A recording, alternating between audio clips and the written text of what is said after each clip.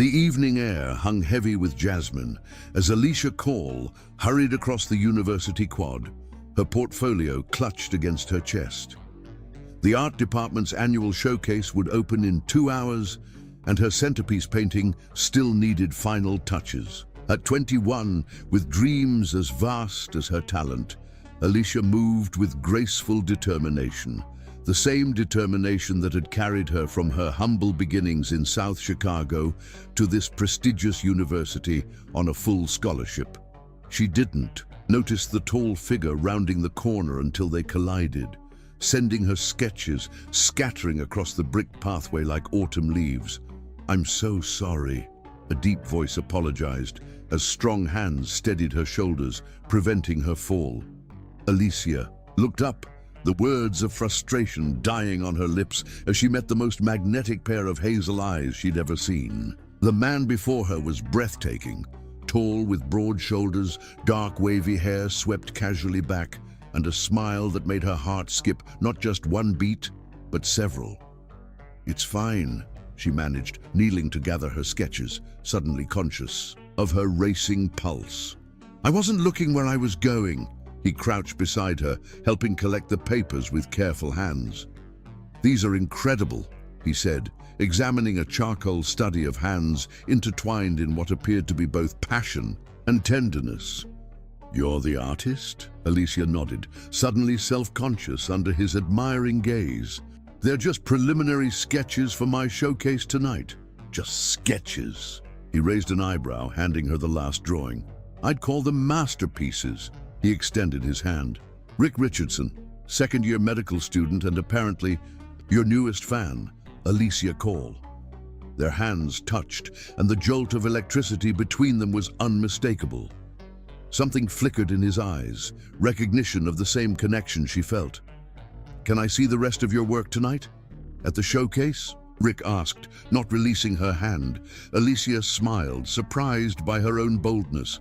"Only if you promise to give me your honest opinion." "Deal." His thumb traced a small circle on her palm before letting go. "I'll see you tonight, Alicia Call." She watched him walk away, her heart racing with an unfamiliar excitement. Little did she know that this chance encounter would change the course of her life forever.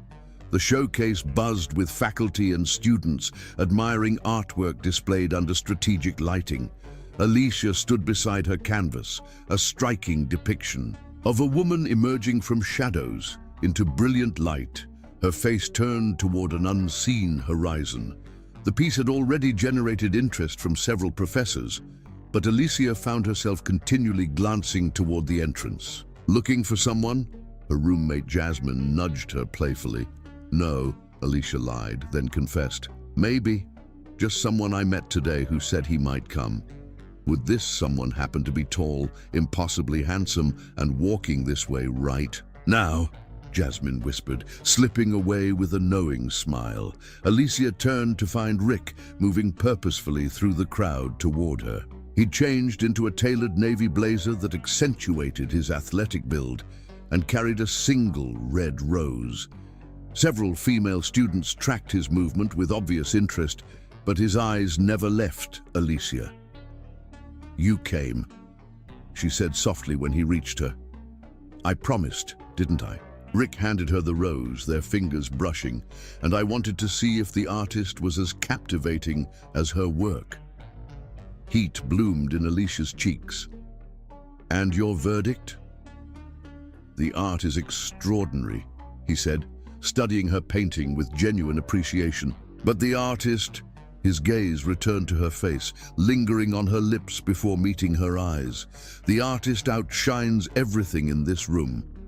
For 3 hours, they remained side by side, discussing art, medicine, and life dreams. When the showcase ended, neither wanted the evening to end.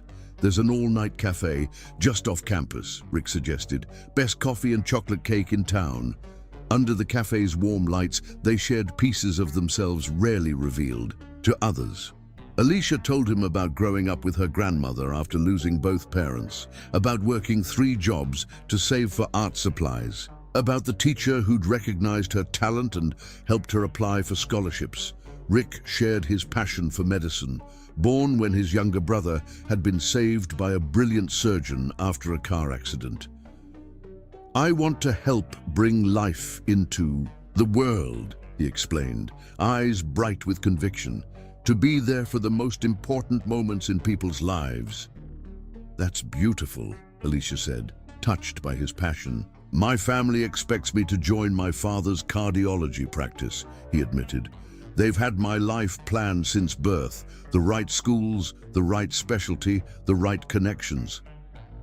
He looked at her intently.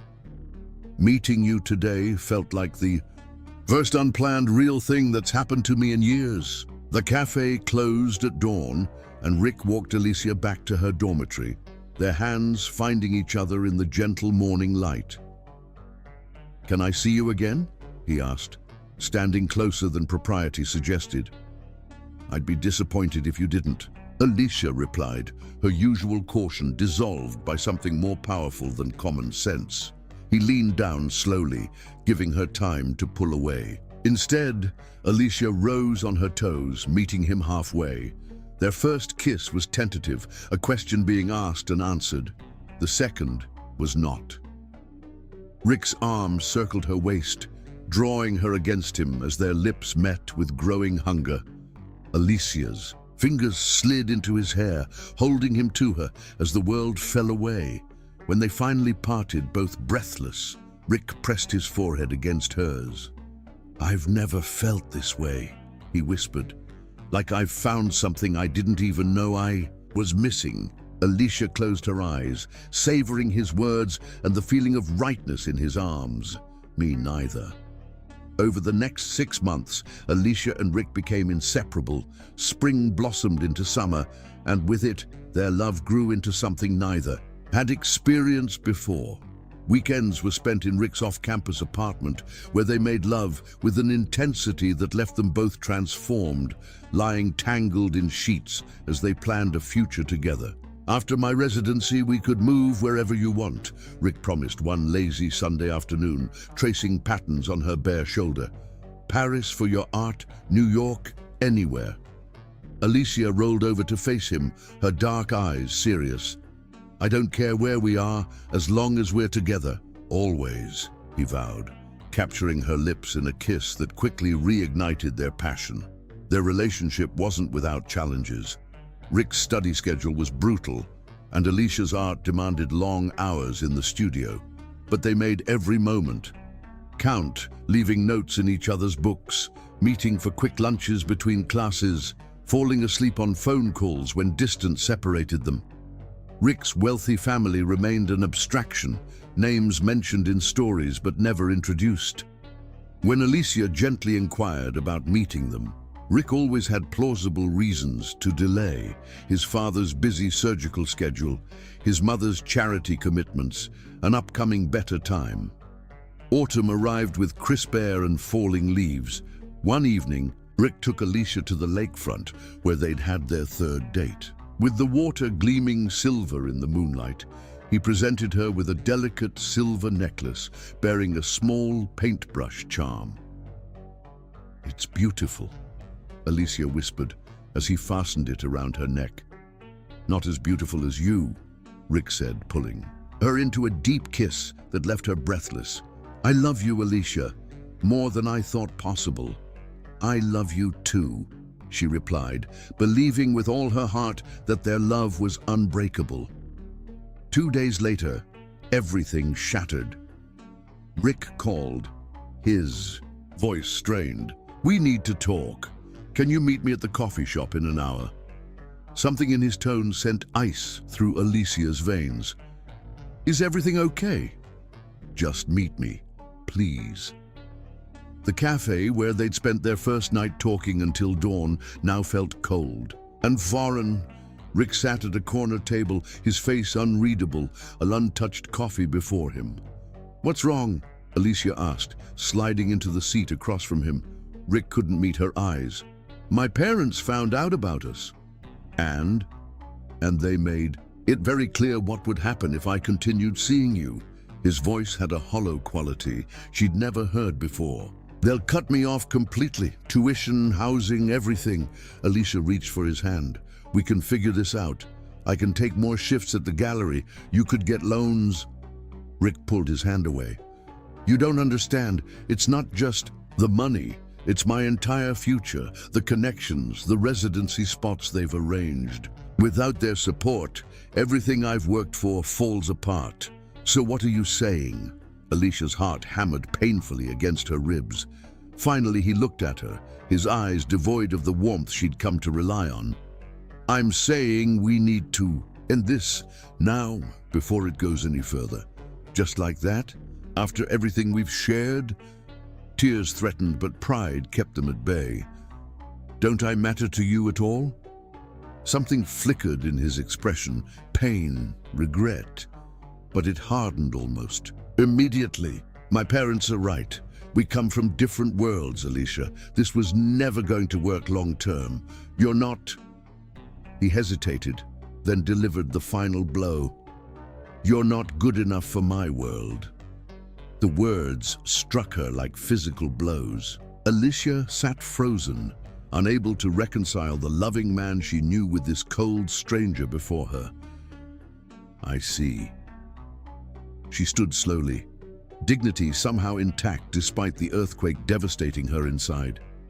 Her fingers found the necklace at her throat, and, for a moment, she considered removing it, throwing it at him. Instead, she left it where it was, a reminder of what she'd foolishly believed was real. Goodbye, Rick. She walked out of the cafe into the rain that had begun to fall, matching the tears now streaming down her face. Behind her, unseen, Rick's carefully constructed facade crumbled.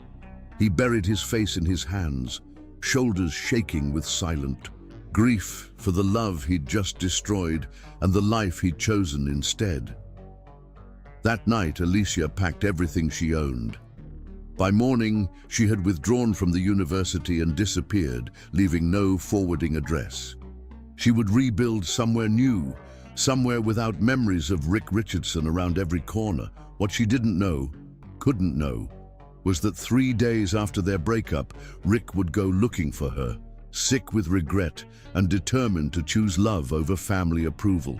He would find her apartment empty, her phone disconnected, her friends sworn to secrecy, and so began 2 years of separation, 2 hearts broken by choices made and unmade, 2 lives moving in separate orbits but forever altered by the gravity of what they'd shared.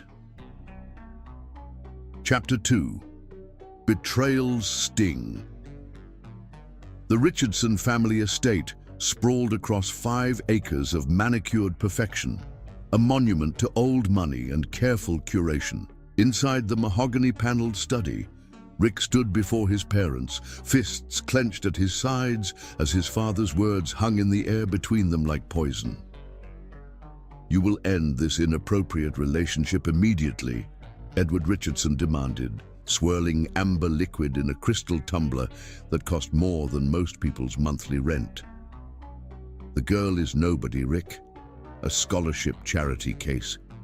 What could she possibly offer someone with your future? Her name is Alicia, Rick replied, his voice tight with controlled fury. And she offers me happiness. Something I've never found in your world of cocktail parties, empty social climbing, and hospital board meetings. His mother, Eleanor, sighed dramatically from her perch on the Italian leather sofa, pearls gleaming at her throat. Darling, we're not monsters. Young men have their diversions. But you're a Richardson. You have responsibilities to this family, to the legacy we've built across generations. A legacy of what? Rick challenged. Of marrying for social advantage? Of putting appearances above everything else? Edward slammed his glass down. Enough!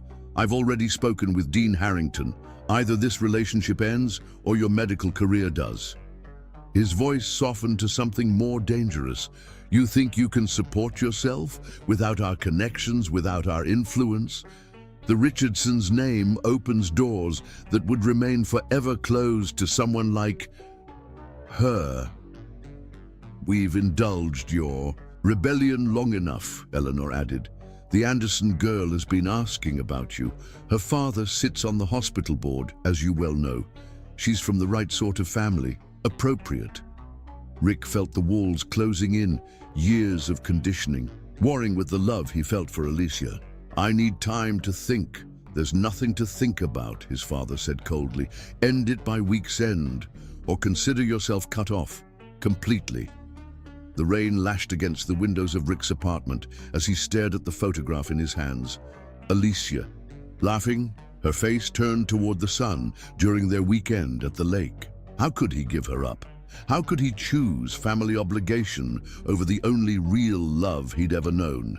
Yet how could he throw away everything he'd worked for?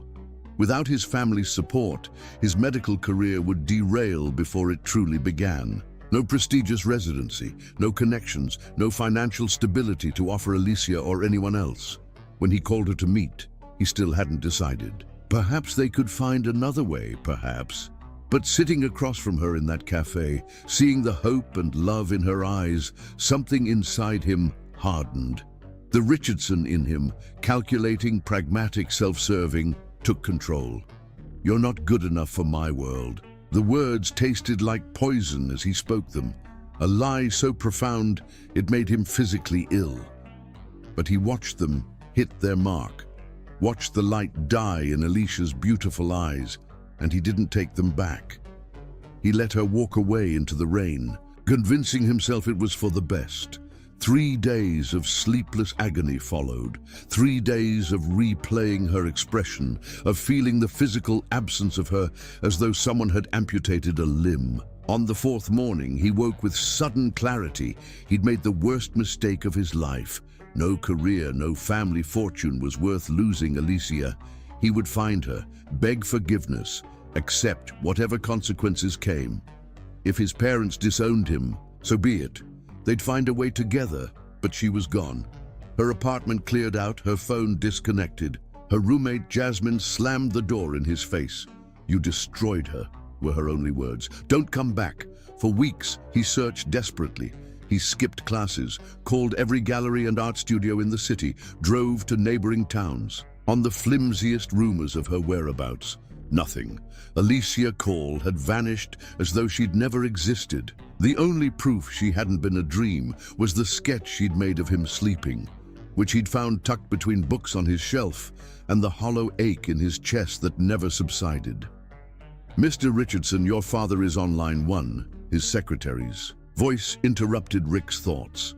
2 years had passed. Rick had buried himself in his studies, graduated with honors, and begun his residency in obstetrics. He'd done everything expected of him, moved mechanically through the motions of the life planned for him. Tell him I'm with a patient, Rick replied automatically. His office walls were decorated with diplomas and awards, tokens of professional success that meant nothing. In his desk drawer, hidden beneath medical journals, lay Alicia's sketch, now creased and worn from handling. Every achievement felt hollow without her to share it. He'd dated casually, always women his parents approved of, but none lasted more than a few weeks. How could they compare to what he'd destroyed? He still searched. For her, private investigators had followed dead-end leads across 3 states. Social media searches yielded nothing. Alicia had always been private, reluctant to leave digital footprints. His latest investigator suggested she might have even changed her name. At night, alone in his luxury apartment, Rick would sometimes take out the sketch and whisper apologies to a woman who couldn't hear them. Hundreds of miles away, Alicia fastened a delicate silver chain around her neck, carefully tucking the paintbrush pendant beneath her blouse before leaving her small apartment. 2 years in this new city had gradually rebuilt something resembling a life. Her job at East Side Gallery paid the bills, and her own artwork had begun to attract local attention. Small victories in a life reconstructed from ruins.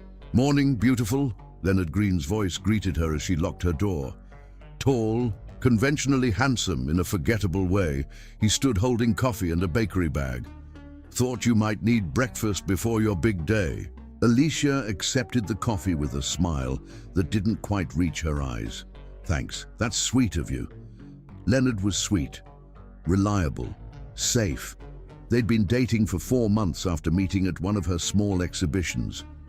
He was everything Rick wasn't: straightforward, transparent, unencumbered by family drama. He made no demands on her heart, which was fortunate since she'd locked that away long ago.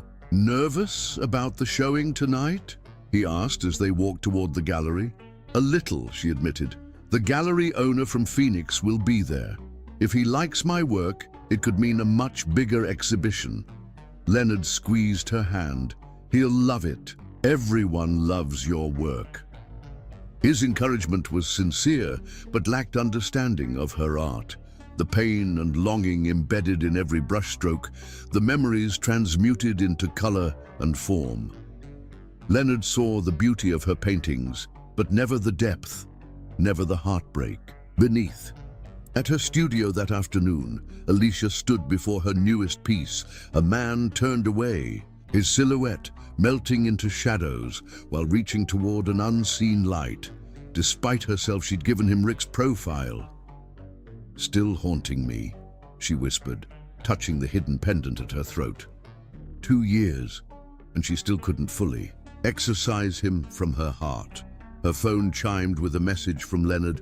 "Can't wait to see you tonight. Wear that red dress I like." Alicia smiled faintly. Leonard was good to her, patient with her emotional walls. He never pushed for more than she offered, content with the pieces of herself she was willing to share.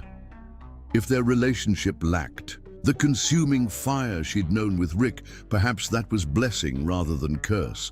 Fire, after all, destroyed as often as it illuminated. That evening, as Leonard escorted her through the crowded gallery, his hand possessively at the small of her back, Alicia caught a glimpse of a tall man with dark wavy hair near her exhibition. Her heart lurched painfully before the man turned, revealing a stranger's face. "You okay?" Leonard asked, noticing her sudden tension. "Fine," she lied smoothly, a skill perfected over 2 years of pretending. "Just nervous." Later, after the Phoenix, gallery owner had expressed serious interest in her work, and Leonard had taken her to dinner to celebrate. They returned to her apartment. His kisses were pleasant, his touch gentle as they moved to her bedroom. Alicia closed her eyes, surrendering to physical comfort while keeping the deepest part of herself locked away. In the aftermath, Leonard slept peacefully beside her. Alicia slipped from bed and stood by the window, her fingers finding the pendant she never removed. "It's enough," she whispered to herself, a mantra repeated through countless nights. "It has to be enough."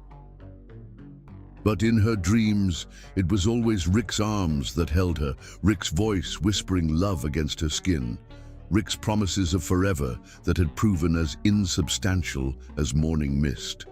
And each morning, she woke with the same hollow ache, wondering if she would ever truly be whole again. Chapter 3. Life-changing moments. The morning sickness caught Alicia by surprise, sending her rushing to the bathroom for the 3rd consecutive day. Kneeling on the cold tile floor, she pressed her forehead against the porcelain and tried to remember when she'd last had her period. 4 weeks? 6? Between preparing for her upcoming exhibition and Leonard's increasingly demanding presence. In her life, she'd lost track of time, focused on rebuilding after Rick's betrayal. "No," she whispered, a sudden realization dawning as she counted backward on shaking fingers. "It can't be." But the drugstore test an hour later confirmed what her body already knew. 2 pink lines, unmistakable and life-altering. Pregnant. The word echoed in her mind as she sat on the edge of her bathtub, the plastic test trembling in her hands, her future transforming in an instant. Leonard had left for a business trip to Chicago yesterday, promising to call tonight.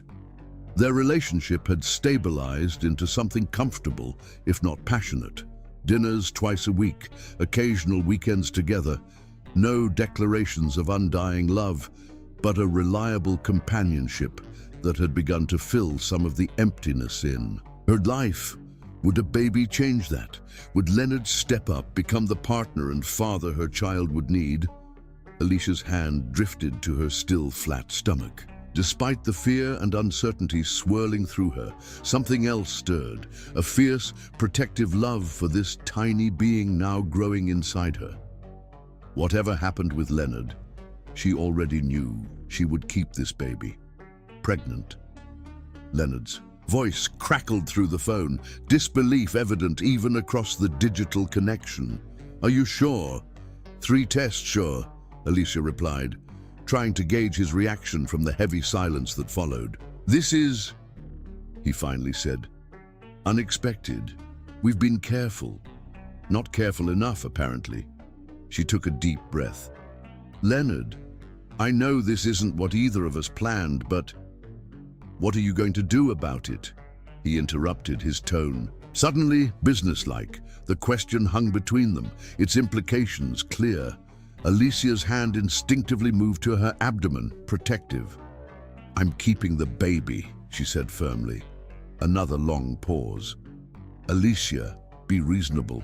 We've only been together a few months. I'm not ready to be anyone's father. My career is just taking off and you have your art. I'm not asking you to be involved," she said, surprised by her own calm. "I'm simply telling you what I've decided. Look, I'll be back tomorrow. We can discuss this rationally then. There are options, clinics that..." "There's nothing to discuss," Alicia cut him off. "I've made my decision." When she ended the call, tears blurred her vision. Not for Leonard's reaction, which she'd half expected, but for the sudden clarity of her situation. She was truly alone now, facing single motherhood in a city where her support system consisted of a handful of casual friendships from the gallery and art classes. For one weak moment, Rick's face flashed in her mind. The way he'd looked when talking about becoming a doctor, his passion for bringing new life into the world. What would he think of her situation now? Would he have reacted like Leonard, seeing her pregnancy as a problem to be solved rather than a life to be cherished? Alicia shook the thought away. Rick Richardson belonged to her past. This baby represented her future. Leonard returned from Chicago with a bouquet of roses and a carefully rehearsed speech about timing and responsibility. Alicia invited him up to her apartment, accepted the flowers without comment, and listened as he outlined all the reasons why this pregnancy was a mistake. "We could have a good thing, you and I," he concluded, reaching for her hand across the kitchen table. "But a baby changes everything. I'm not ready for that kind of commitment." "I'm not asking for a commitment, Leonard." His expression softened with what looked like relief. "So you'll take care of it?" "I'll go with you, of course. Pay for everything." Alicia pulled her hand away. "That's not what I meant. I'm keeping this baby. What I meant was that I'm not asking for your commitment. You're free to walk away." "You can't be serious." Leonard stood, pacing the small kitchen. "You're really going to throw away everything, your career, your freedom, for an unplanned pregnancy? Be reasonable, Alicia. This baby isn't a mistake to me," she said quietly. "If it is to you, then you should go." His face hardened. "You're trying to trap me, is that it? You think a baby will make me propose, move in together, play happy families?" The accusation stung, but Alicia maintained her composure. "I don't want anything from you, Leonard. Not money, not a ring, not your name on the birth certificate. I'm perfectly capable of raising this child on my own." "Fine." He grabbed his coat. "When you come to your senses, call me. Until then, don't expect me to play along with this emotional blackmail." The door slammed behind him, the sound echoing through her apartment like finality. Alicia should have felt devastated, abandoned again by someone she'd let into her life. Instead, an odd sense of relief washed over her. Leonard's true character had revealed itself, saving her from investing more of herself in someone who would never truly understand her heart. She placed a hand on her stomach. "It's just you and me now, little one. We'll be okay." 2 weeks later, Alicia sat in her doctor's waiting room, flipping through a parenting magazine without really seeing the pages. Dr. Reynolds had been her physician since she moved to this city, but at her last appointment, she'd recommended Alicia see an obstetrician for proper prenatal care. Alicia, call! A nurse appeared at the doorway. Dr. Walker had an emergency delivery. Dr. Richardson will see you instead. The magazine slipped from Alicia's suddenly numb fingers. I'm sorry, what did you say? Dr. Richardson, the nurse repeated. He's new to the practice, but excellent. If you'd prefer to reschedule with Dr. Walker. No, Alicia said mechanically, her mind racing. Richardson was a common enough name. It couldn't possibly be. But as she followed the nurse down the hallway, her heart hammered against her ribs. The universe couldn't be this cruel, this ironic. Surely fate wouldn't place her, pregnant and vulnerable, in the hands of the man who had broken her so completely. The examination room was cool and clinical, the paper gown rustling as she perched on the edge of the table. Breathe, she told herself. It's not him. It can't be him. When the door opened, time seemed to stop. Rick Richardson stood frozen in the doorway, white coat and stethoscope, lending him an air of authority that did nothing to mask the shock transforming his features.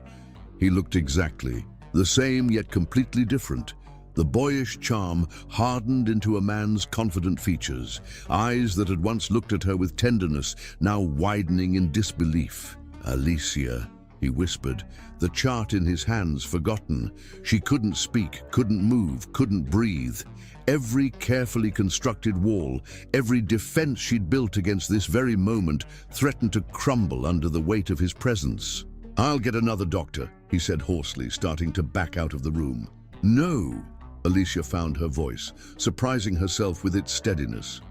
That's not necessary, Dr. Richardson. The formality felt like armor, something to shield her. From the tide of emotions threatening to drown her, Rick stepped fully into the room, closing the door behind him. His professional mask slipped into place, though his eyes never left her face. I see from your chart, you're approximately 8 weeks pregnant. Congratulations. The word hung between them, loaded with unspoken questions.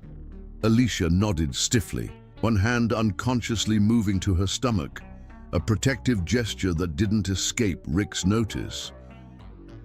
Is the father involved? He asked, the question clearly personal rather than medical. No, Alicia replied, her chin lifting slightly.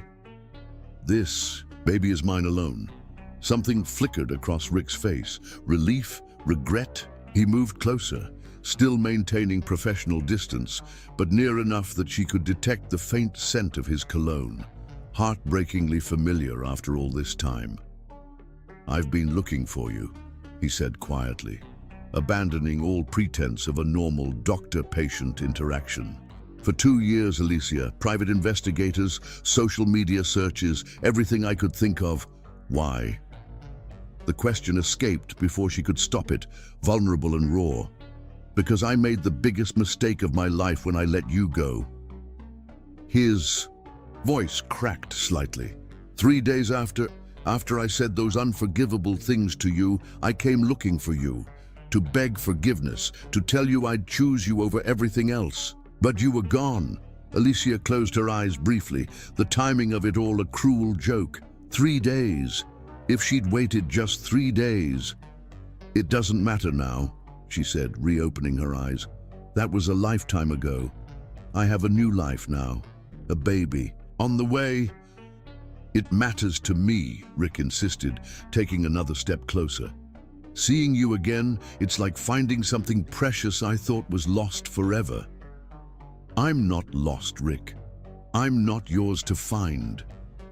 She met his gaze directly. Now, can we please proceed with the examination? Or should I request another doctor? The professional mask slipped back into place, though pain lingered in his eyes. Of course. I apologize for overstepping. As Rick began the routine questions and checks, his touch clinically detached yet impossibly gentle, Alicia fought to keep her emotions contained, every brush of his fingers on her wrist taking her pulse, every soft instruction to breathe deeply. As he listened to her heart, sent tremors of memory through her body. When the examination ended, Rick handed her a printout of prenatal vitamins and recommendations. Their fingers brushed briefly, and the contact sent an electric current through them both. "Alicia," he said softly, standing too close yet not close enough. "Please don't disappear again. At least let me be your doctor, if nothing else. Let me take care of you and your baby." She should refuse.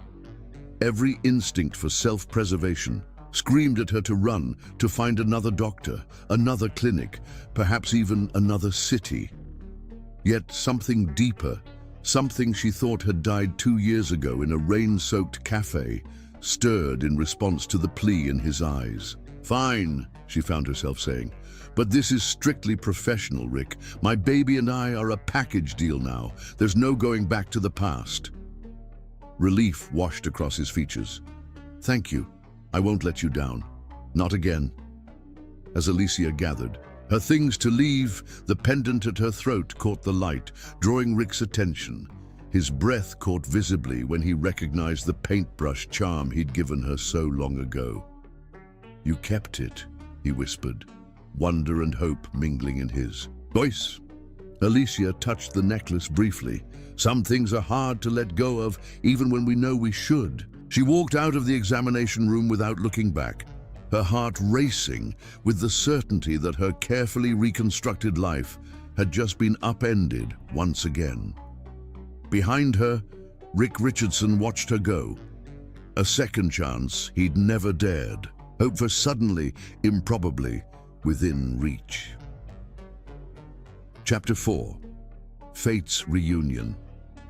Alicia leaned against her apartment door after closing it, heart racing as if she'd run for miles. Seeing Rick again had shattered the fragile peace she'd constructed over 2 years. His face, his voice, his scent, everything about him remained achingly familiar, as though the time apart had been mere days instead of years. "This can't be happening," she whispered to the empty room. Her phone buzzed with a text from an unknown. "Number, can we talk, please? Rick." How had he gotten her number, of course? Her patient file? She should report him for the breach of privacy, but instead found herself staring at the message, thumb hovering over the reply button. Another text arrived. "I understand if you don't want to, but I've spent 2 years regretting the worst mistake of my life. Just coffee, that's all I'm asking." Alicia closed her eyes, conflicting emotions battling within her. The sensible choice was clear: block his number, find another doctor, protect herself from inevitable heartbreak. Yet beneath her anger and fear pulsed something dangerous. Hope. One coffee, tomorrow at 2 p.m., the place on Highland Ave. Nothing more. She sent the message before she could change her mind, then immediately regretted it. What was she doing? Hadn't she learned her lesson? But the thought of seeing him again, of hearing his explanation, proved irresistible despite the warning bells clanging in her mind. The cafe buzzed with afternoon patrons when Alicia arrived, the crowd providing a welcome buffer of noise and anonymity. She spotted Rick immediately, seated at a corner table, nervously turning a ceramic cup between his surgeon's hands, looking up with barely concealed hope each time the door chimed. When he saw her, the naked longing that transformed his face nearly made her turn and flee. "You came," he said when she reached the table, half rising before awkwardly sitting back down, as if unsure of the proper protocol for reuniting with someone whose heart you'd shattered. "I said I would." Alicia slid into the chair across from him, deliberately keeping her coat on, a small but unmistakable signal that she wouldn't stay long, wouldn't get comfortable. Rick pushed a steaming cup toward her. "Hazelnut latte with an extra shot and light foam, still your favorite?" The fact that he remembered such intimate details after 2 years of separation unsettled her deeply. "Thank you," she murmured, reluctantly warming to the thoughtfulness. Silence stretched between them, heavy with unspoken words. Finally, Rick spoke. "I've rehearsed what I would say if I ever found you again. Now that you're here, nothing seems adequate. Why don't you start with why?" Alicia suggested, her voice steadier than she felt. "Why did you say those things? Why did you choose them over us?" Rick's hands tightened around his cup. Fear, cowardice, 22 years of conditioning. That family approval meant everything. His eyes, filled with regret, met hers. 3 days after I let you walk away, I realized I'd made an unforgivable mistake. I went to your apartment, but you were gone. No forwarding address, no way to find you. So what changed in those 3 days? Skepticism edged her voice. I couldn't sleep, couldn't eat. The thought of life without you was unbearable. He swallowed hard. I went to my parents and told them I chose you, regardless of consequences. They disowned me, as promised. Alicia's eyes widened. They disowned you? But your medical career, your residency, I took out loans, worked night shifts at the emergency room, lost my apartment, lived in a studio the size of a closet. A faint smile crossed his face. Best decision I ever made, even though I lost you anyway. You expect me to believe you threw everything away for me 3 days too late. The words came out sharper than intended. I don't expect you to believe anything, but it's the truth. Rick reached across the table, stopping just short of touching her hand. I've spent 2 years looking for you, Alicia. Private investigators, social, media searches, reaching out to mutual acquaintances. Nothing. It's like you vanished. I needed to disappear, she said quietly. You destroyed me, Rick. Pain flashed across his features. I know. What I said to you, there's no excuse. None. I've regretted those words every day since. Yet you said them. You looked me in the eye and told me I wasn't good enough. I lied, he whispered. I thought I was choosing the right path, the responsible one. I was wrong. He looked down at his hands. When I saw you yesterday in my examination room, it felt like the universe giving me a second chance I don't deserve. Alicia took a sip of her latte, buying time. The raw honesty in his voice chipped at her defenses, but 2 years of pain couldn't be erased by a single conversation. I have a life now, Rick. A baby on the way. I can't just pretend the past didn't happen because fate threw us together again. I'm not asking you to. He leaned forward. Let me be your doctor. Let me take care of you and your baby. No pressure, no expectations, just the best medical care I can provide. And if I say no, then I'll respect your decision. His voice roughened. But please don't disappear again. I couldn't bear losing you a second time. The sincerity in his eyes made something twist painfully in Alicia's chest. Despite everything, despite the walls she'd built, part of her still responded to him in ways she'd never felt with Leonard or anyone else. I need time to think, she said finally. Rick nodded, relief evident in his expression. Of course. Whatever you need. As Alicia rose to leave, he asked softly, The baby's father, is he in the picture? She hesitated, then answered honestly, No. When I told him I was keeping the baby, he walked away. Anger flashed in Rick's eyes before he controlled it. His loss, he said simply. Outside the cafe, Alicia took a deep breath of cold air, trying to steady her racing thoughts. Seeing Rick again had unearthed feelings she'd thought safely buried. His story of regret and searching rang true. But could she trust him again? Could she risk her heart, and now her child's future, on a man who had broken her once before? The following week, Alicia sat in Dr. Walker's waiting room, having decided to switch doctors. Professional ethics aside, seeing Rick regularly throughout. Her pregnancy would be emotional torture. Ms. Call, the receptionist called. Dr. Walker had to leave for emergency surgery. Dr. Richardson is available if you'd prefer not to reschedule. Alicia hesitated. I was actually hoping to transfer to Dr. Walker permanently. The receptionist looked apologetic. Dr. Walker isn't accepting new regular patients at the moment. Her schedule is completely full through the next 6 months. Perfect. Timing as always. Alicia weighed her options. Wait weeks for an appointment with another obstetrician or see Rick again. The baby's needs had to come first. I'll see Dr. Richardson, she said reluctantly.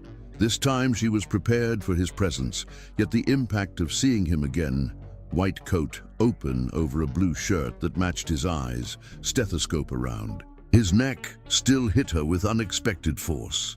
Thank you for seeing me, she said formally. Rick maintained professional distance, though his eyes softened. Of course. How have you been feeling? As he conducted the examination, his touch remained, clinically appropriate yet somehow tender.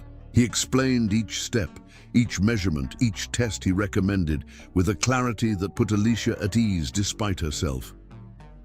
Everything looks perfect, he said finally, helping her sit up. The baby's developing right on schedule. Thank you, Alicia said, gathering her purse.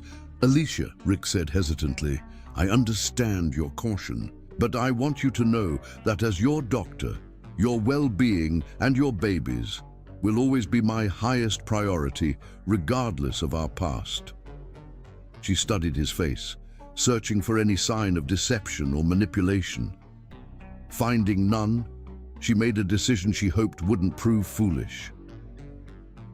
All right, you can be my doctor, Rick, but that's all. Our relationship stays professional. The smile that transformed his face was like sunrise breaking through clouds. Thank you for trusting me with this. I won't let you down. As she left the clinic, Alicia felt both unease and strange comfort. Part of her recognized the danger of allowing Rick back into her life in any capacity. Yet another part, the part that still wore his necklace, that still dreamt of his touch, whispered that perhaps fate had brought them together for a reason. She placed a protective hand over her stomach. What do you think, little one? Am I making a terrible mistake? The answering flutter, her baby's first movements, felt like both warning and blessing. Chapter 5. Rekindled flames. The weeks that followed established a careful rhythm between them. Twice monthly, Alicia visited the clinic for prenatal appointments, each time lying to herself that the flutter in her stomach was solely her baby's movements, not the unmistakable anticipation at seeing Rick again. Each time, his professional demeanor would soften briefly when their eyes met across the examination room, before he quickly resumed the role of attentive physician rather than former lover. After her fourth visit, Alicia emerged from the clinic to find Seattle's infamous rain falling in relentless sheets, her umbrella forgotten on her apartment's coat rack. She huddled beneath the building's inadequate awning, contemplating the long, miserable walk to the bus stop in her increasingly pregnant state. Need a ride? Rick's voice came from behind her, startling her with its proximity. She turned to find him holding a large black umbrella, his white doctor's coat exchanged for a charcoal sweater that emphasized the breadth of his shoulders and the lean strength she remembered all too well.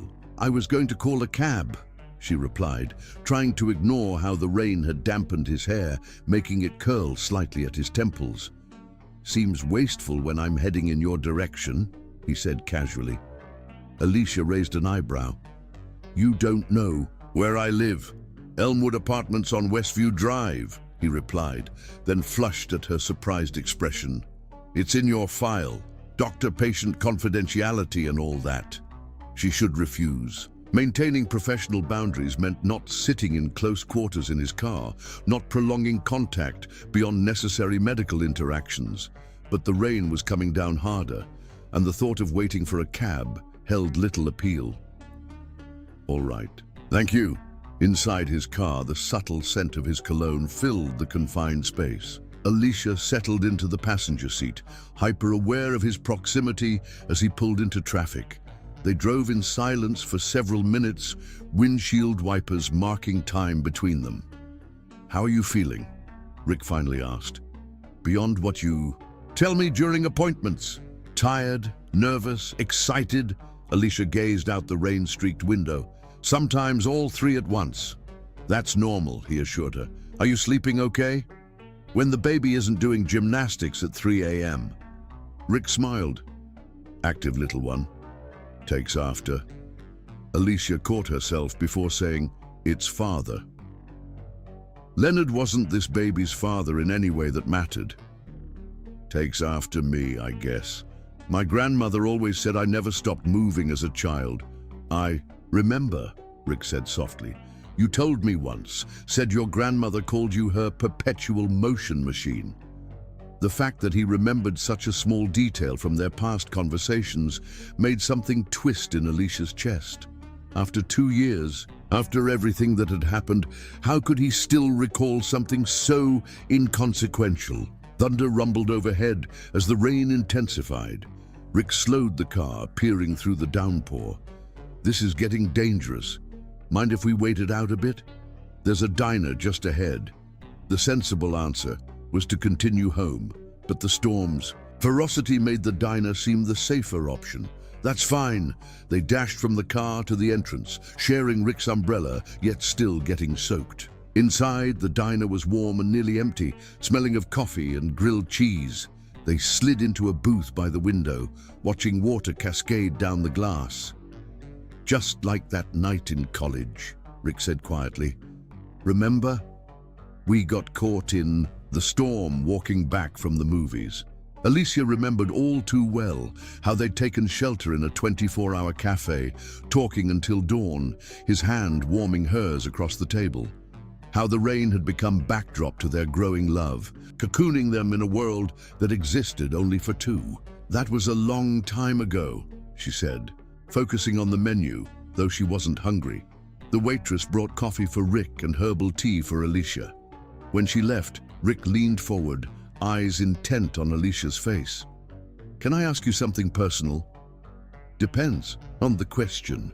Do you ever think about what might have happened if I hadn't been such a fool? If I'd chosen you from the beginning?" The directness of the question caught her off guard. "That's not a road worth traveling, Rick. What happened, happened." "I think about it all the time," he admitted. "We'd probably be married by now. Maybe even expecting our first child together." Pain lanced through her at the vision of what might have been, a life she'd once dreamed of, now forever out of reach. "Don't, please." "I'm sorry." He ran a hand through his hair, a gesture so familiar it made her heart ache. "I promised myself I wouldn't pressure you. It's just seeing you again, knowing you're carrying a child that could have been, but isn't," she finished firmly. "This baby is mine, Rick, not yours, not Leonard's, mine." "I know." He reached across the table, hesitated, then placed his hand over hers. "And I think you're incredible, taking this on alone, so brave and strong." His touch sent warmth spiraling through her, awakening sensations she'd thought long buried.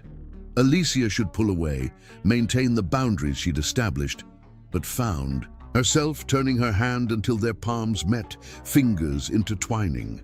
"I'm terrified," she confessed in a whisper. "What if I can't do this? What if I'm not enough?" "You are enough," Rick said fiercely. "More than enough. And you don't have to do it alone."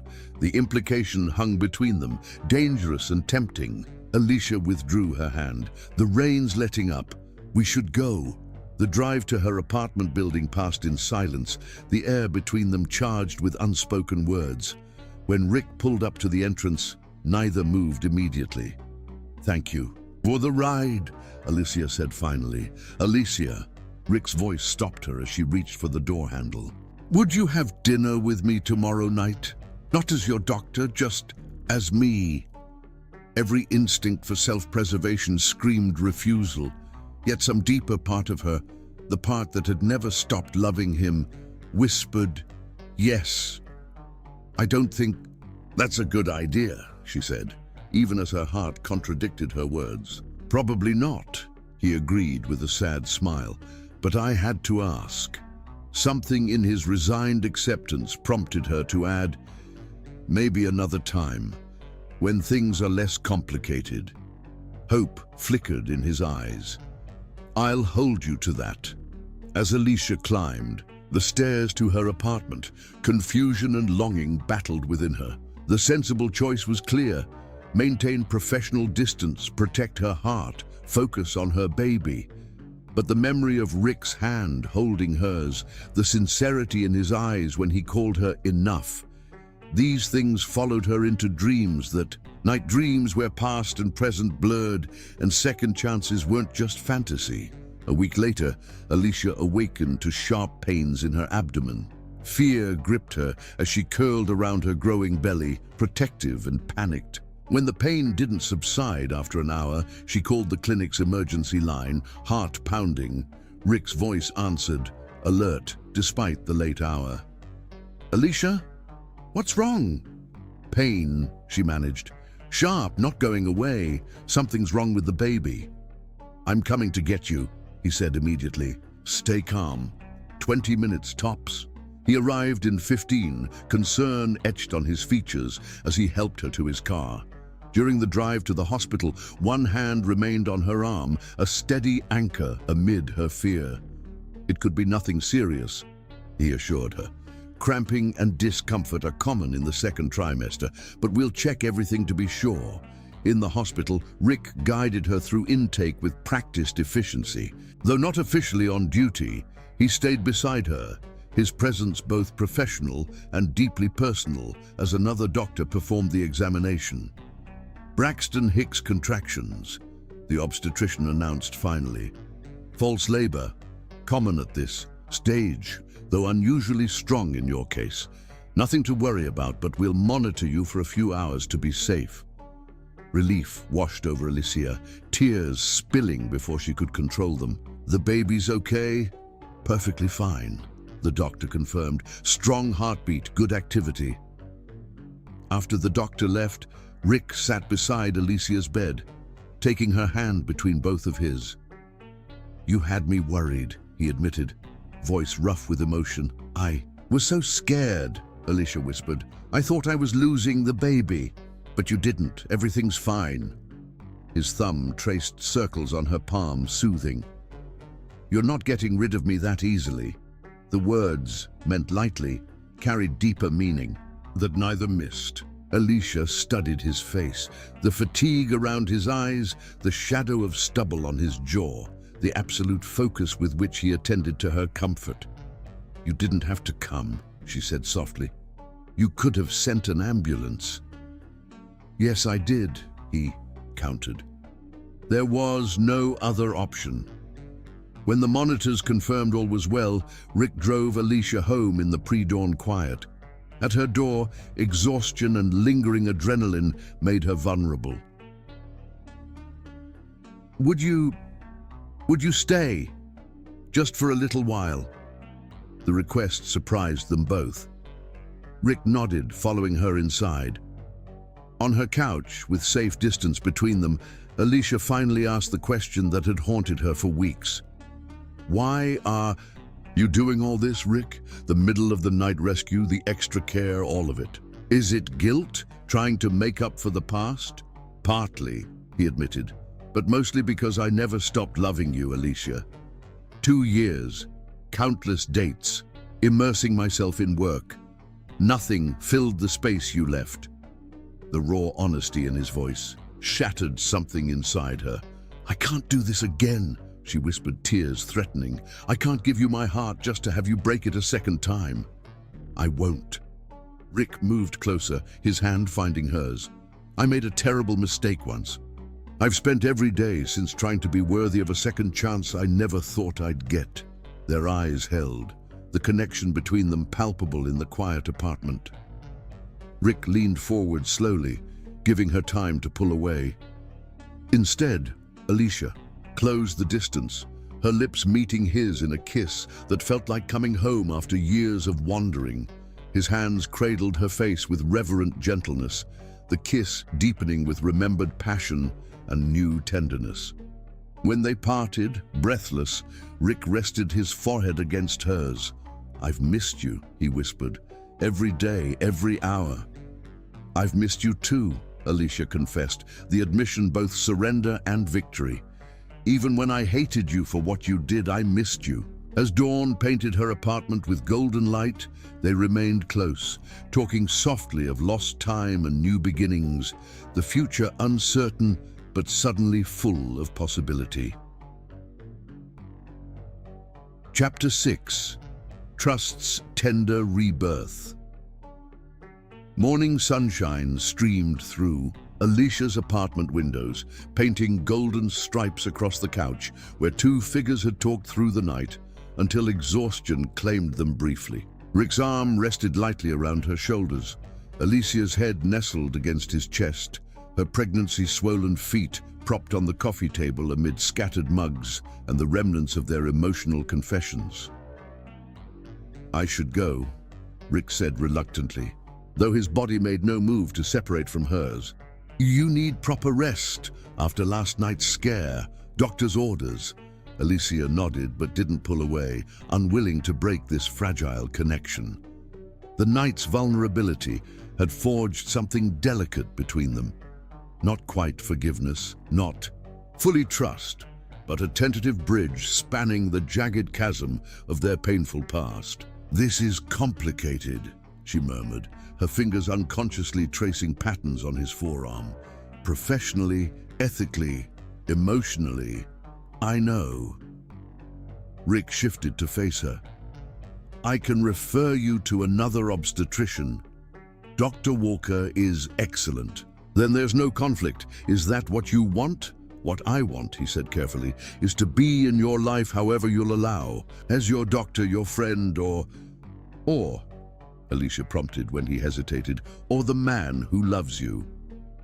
His eyes held hers, unflinching. "The man who never stopped loving you, who would cherish you and your child if given the chance." His directness stole her breath. 2 years ago, she would have given anything to hear those words. Now, with her heart scarred and a baby on the way, the stakes were infinitely higher. "I need time, Rick. This is all happening so fast." "We have time," he assured her, pressing a gentle kiss to her forehead before rising. "I've waited 2 years to find you again. I can wait as long as you need." After he left, Alicia moved slowly around her apartment, touching surfaces as if to ground herself in reality. Had she truly kissed Rick Richardson last night? Had she allowed herself to imagine a future that included him? Her phone chimed with a text message. "Just making sure you're resting. Call if you need anything. Anything at all." Warmth spread through her chest at his concern. It had been so long since anyone had truly cared for her welfare, not just what she could provide them. Even Leonard's attention had always felt conditional, a transaction rather than true affection. "I'm fine. Thank you for everything last night." His response came immediately. "It was my privilege. Dinner tomorrow? No pressure." Alicia hesitated, her thumb hovering over the screen.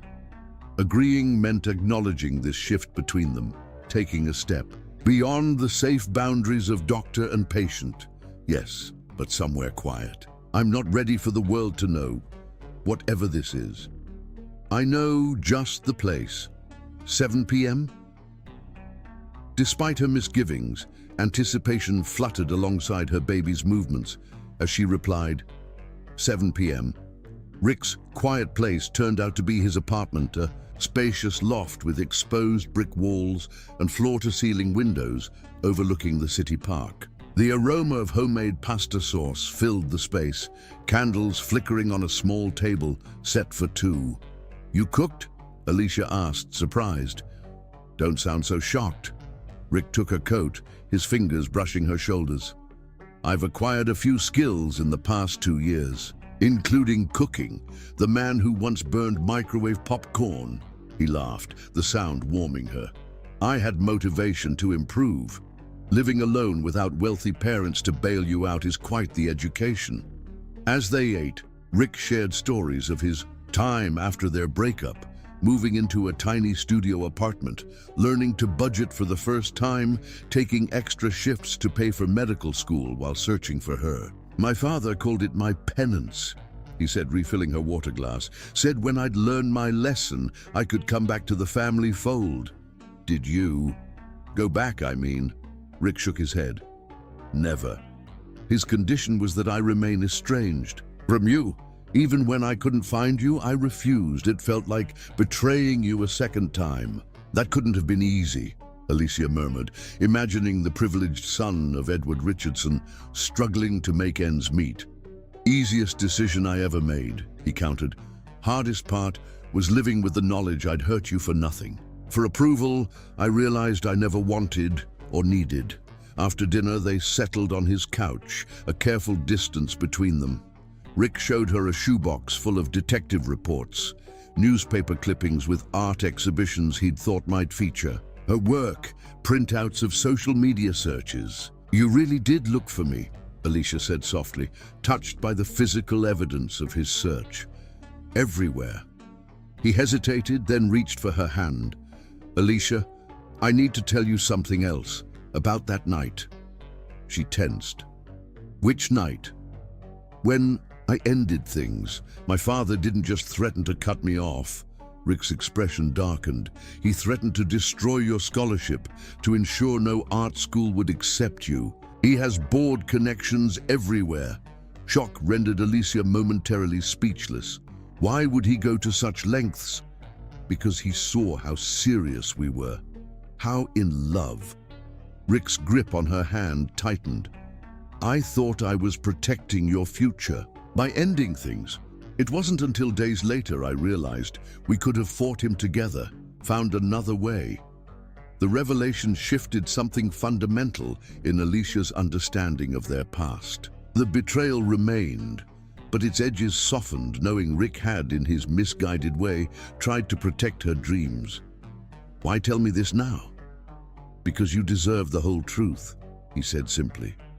"And because I want no secrets between us if we're going to try again."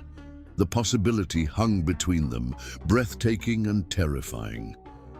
Alicia placed her free hand on her rounded stomach, reminded of the most important consideration. "This baby changes everything, Rick. If we did try again, you wouldn't just be getting me, you'd be accepting another man's child." Rick moved closer, his hand joining hers on her belly. "This baby is part of you," he said fiercely, "and I love every part of you, Alicia. I always have." The earnestness in his eyes undid her final defenses. Alicia leaned forward, meeting his lips with hers. Unlike their first kiss after reuniting, hesitant, exploratory, this one carried certainty. His arms encircled her, careful of her belly, drawing her into the harbor of his embrace. When they broke apart, tears glistened in Alicia's eyes. "I'm still scared," she admitted. "Trusting you again feels like jumping off a cliff." "I'll catch you," Rick promised, "every time, for as long as you'll let me." 3 weeks later, they developed a careful routine.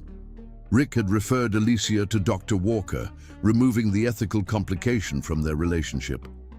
Most evenings found them together, rediscovering each other while navigating the new terrain of her pregnancy. One night, while Alicia dozed against his shoulder during a movie, Rick's phone rang. Seeing his father's name on the screen, he answered reluctantly. Richard, Edward Richardson's commanding voice, carried clearly enough that Alicia stirred. "Your mother and I expect you at the hospital fundraiser Saturday. The Andersons will be there. Their daughter asks about you constantly. I've told you, Father, I'm not interested in Melissa Anderson or anyone else you choose for me." Rick's arm tightened protectively around Alicia. "This childish rebellion has gone on long enough," his father snapped. "It's time you remembered your responsibilities to this family." "I have other priorities now," Rick said firmly. "In fact, I'm seeing someone." Silence then.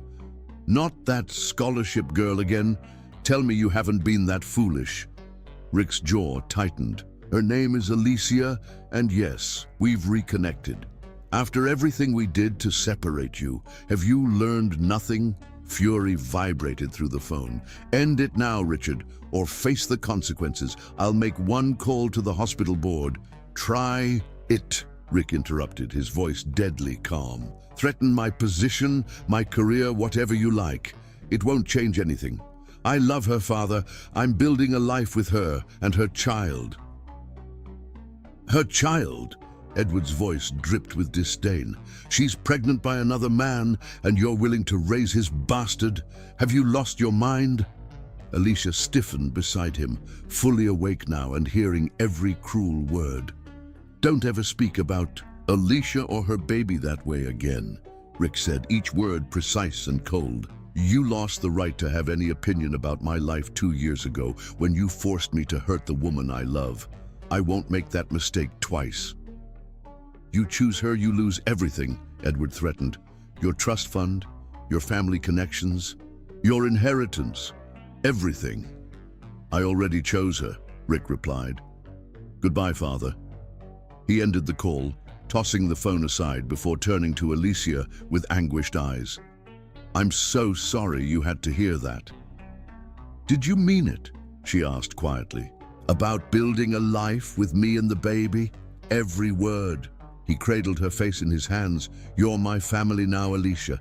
You and this child, if you'll have me. The remaining walls around Alicia's heart crumbled completely. 2 years of pain, of guarding herself against further hurt, dissolved in the certainty of Rick's love, a love strong enough to withstand family disapproval, financial hardship, and the complexities of their situation. I'll have you, she whispered, pulling him close. We'll have you. As his lips found hers, sealing their new beginning with tenderness and passion, Alicia felt her baby kick vigorously between them, as if offering its own approval of the man, who wasn't its father by blood, but had already claimed it with his heart. Chapter 7. Fighting for Love. Spring sunshine filtered through the curtains of Rick's loft, warming the sheets where Alicia lay curled against him.